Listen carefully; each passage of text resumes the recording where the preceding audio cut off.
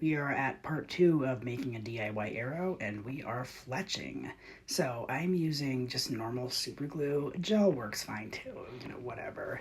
And so you can see me licking the wood there. Super glue uses moisture to dry. That's why super glue seals your skin together so fast, because there's moisture on it. So I have that kind of damp wood, and then I put the glue on the feather. And I don't really need to tell you how to glue things together, but I guess I am. So you glue those two things together. You can either put the feathers on straight. There are other patterns like the elliptical or helioelliptical. I don't know. The pattern where it gives a slight spin to it. There are ups and downs for both methods. I just do it straight because it's easier. So you do that with the other two feathers.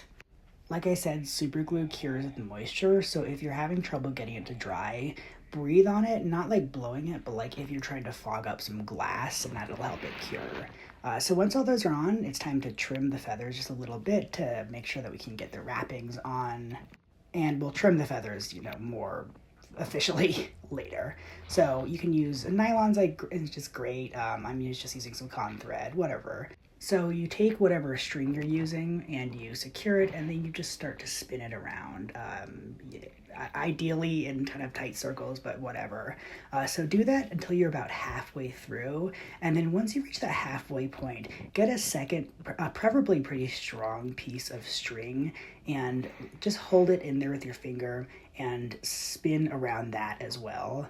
And once you're done, it's all wrapped up, you put the end of that thread through that strong piece of string and then pull it out. So that essentially makes it an invisible knot, which is really useful. It's kind of perfect for this scenario. So do that to both ends of the feather. And now it's time to trim the fletchings. There are a bunch of different styles. I personally, maybe I'm just not skilled enough of an archer. I don't really notice a difference, but personal preference. Go with your heart. And once that's all done, I like to add some super glue, the liquid kind, not the gel kind, to sort of dope the wood to make sure it's extra reinforced. And now it's time to put on the tip. I use these aluminum tips from, I think, Three Rivers.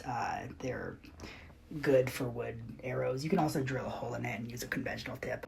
But if you do, it'll be more likely to break upon impact. And there you go. Now you've got your arrow. So congratulations.